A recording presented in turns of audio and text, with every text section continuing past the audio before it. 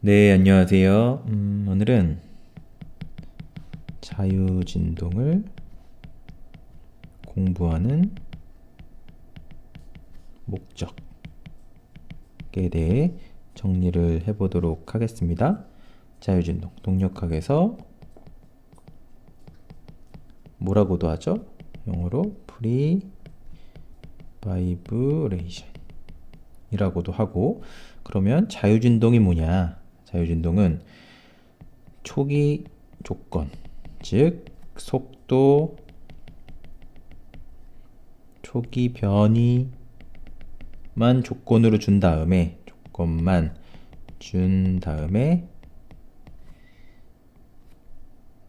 진동해라, 해봐라 라는 거. 즉 이런 시스템이 있어요. 이게 단자유도죠. 우리가 처음 동력학을 할 때 가장 많이 나오는 시스템 SDOF. 여기서 이렇게 당겼다가, 그쵸? 당겼다가 초기 변이를 준 거죠. 그리고 여기서 뭐 속도를 줄 수도 있고 같이 탕 하고 났을 때 이게 왔다 갔다 하겠죠. 왔다 갔다 하는데, 그런 응답, 이 왔다 갔다 한다는 게 얘가 변이면 어쨌건 이게 응답이 이렇게 나오는 거다. 그쵸? 이게 만약에 U다, 여기 시간 T다. 그러면 하나가 이렇게 있을 때 슉 가다 놨다가 초기 속도든 변이든 탕 하고 놓으면 이렇게 왔다 갔다 해서 이렇게 되겠죠? 또는 이게 어떻게 된다? 이렇게도 될 수 있다. 그럼 이렇게는 어떻게 되냐? 그쵸? 이렇게 응답이 줄 수도 있고 안 줄 수도 있다.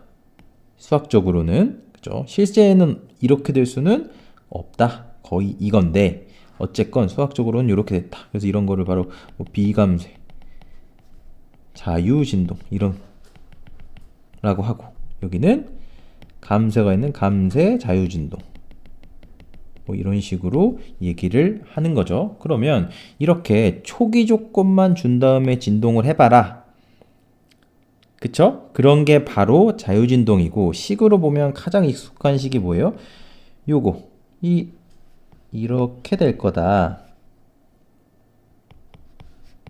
0이다.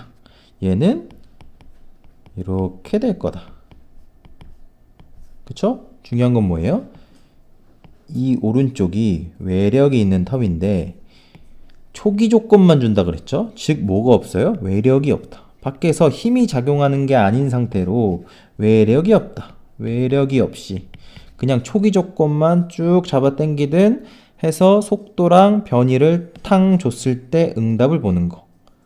그쵸? 그러면 요거를 보고, 이렇게 이런 것들을 보고 어떤 것들을 우리가 알 수 있냐? 왜냐면 자유진동이 요거를 푸는 거야? 그거는 알겠다고요. 우리가 요거를 푸는 거, 감쇄가 없을 때, 감쇄가 요게 감쇄 텀이죠. 나중에 우리가 알겠지만 요거, 그죠? 감쇄가 있을 때는 요거를 푸는 거구나. 그죠? 그러면 결국 이런 거를 풀어서 우리가 할 수 있는 게 뭐냐라고 생각해 보면, 목적은 첫 번째 TN, 고유주기, 고유치를 알 수 있다. 고유치를 알 수 있다 가 있고, 두 번째 댐핑을 알 수 있다. 즉 감쇄를 알 수 있다. 그쵸? 대표적인 두 가지 목적은 고유치를 알 수 있고 감쇄를 알 수 있다라는 거예요. 그쵸? 그러면 간단하게만 한번 얘기를 해보면, 결국 어떤 시스템이 있다. 이렇게 있다. 이렇게 있어서 얘를 왔다 갔다, 뭐 탕하면 왔다 갔다 한다 그랬죠? 그러면 한번 이렇게 갔다가 다시 이렇게 왔다가 다시 제자리로 돌아오는, 즉 얘로 따지면 이렇게 만약에 된다고 하면, 감쇄도 있어서 여기서 한 바퀴, 한 주기, 한 사이클 돌았을 때 어느 정도 시간이 걸리냐? 그쵸? 시간이 얼마 걸리냐? 이게 뭐예요? 어떤 이 시스템의 속성이라고요. 속성. 즉 고유치다. 뭐에 따라 달라지는? 질량에 따라 달라지는. 그쵸? 그리고 강성에 따라 달라지는 고유한 성질이다. 그러니 이 고유한 성질이라는 건 굉장히 중요하다. 이게 단자유도일 땐 이렇게 되고, 다자유도까지 가면 뭐까지 되냐면 변형 형상까지 들어간다.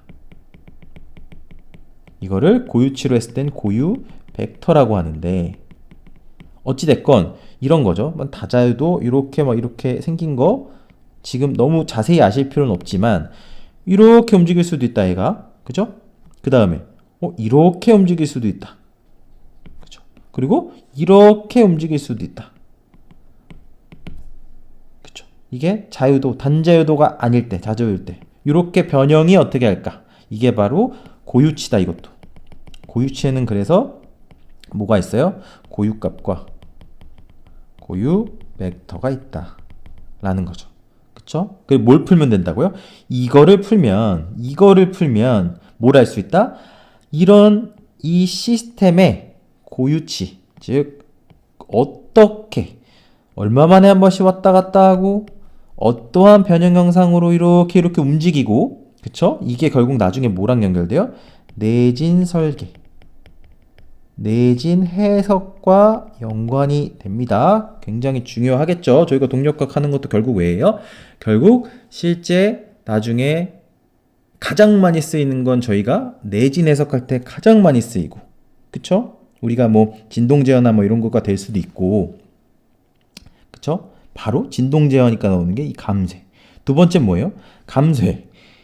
그쵸? 이거 응답 스펙트럼에서 그 진가를 발휘하게 됩니다. 일단은 첫 번째 목적.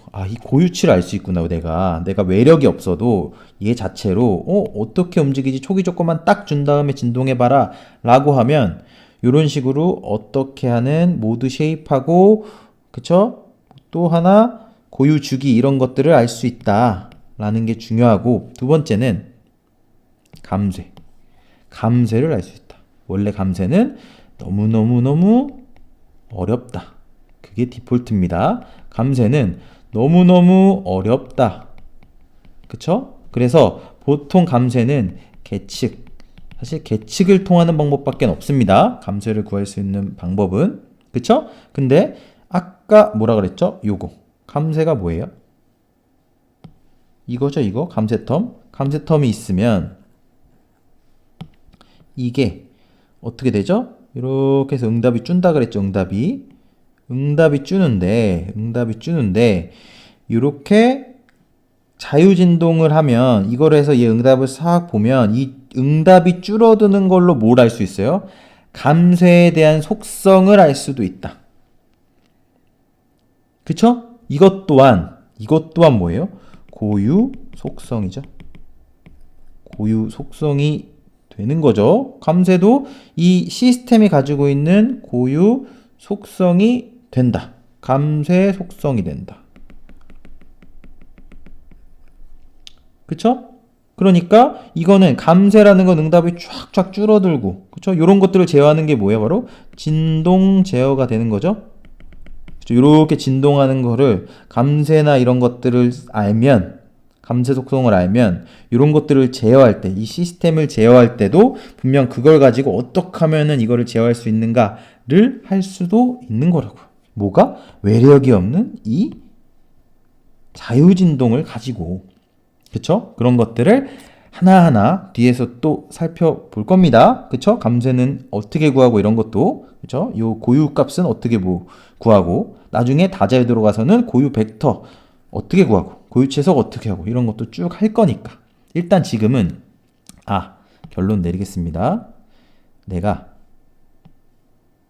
요거를 알면, 자유진동을 하면 결국 고유값, 고유치랑 댐핑, 감쇄 이 두 가지를 알 수 있는데, 결국 우리가 자유진동하면 구조물이라고 할까요? 구조물 또는 시스템의 고유 속성을 알 수 있다. 고유 속성을 알 수 있다 라는 게 핵심이고, 그쵸? 그래서 아이겐 프로퍼티, 고유치, 그리고 댐핑, 감쇄 속성. 그쵸? 즉 얘는 구조물을 우리가 설계할 때, 이런 것들을 알면 구조물을 설계하거나 진동 제어할 때, 그쵸? 이거를 하는데 굉장히 유용하게 쓰일 수 있다는 거죠. 이 파워는, 그쵸? 결국 점점 공부를 하면 할수록 알 수 있게 되고, 나중에 이거를 다자유도까지 확장해서 내진 해석. 우리가 가장 나중에 볼 거는 내진 응답 스펙트럼을 통한 그쵸? 모드 해석에서도 요 자유진동의 진가를 아마 보게 될 거다 라는 말씀 드리면서 오늘 자유진동 공부하는 목적 뭐라고요? 고유치를 알 수 있고 감쇄 속성을 알 수 있다. 그쵸? 그거를 꼭 알아주셨으면 좋겠다 라는 말씀 드리면서 이번 정리도 이곳으로 마치도록 하겠습니다. 네, 감사합니다.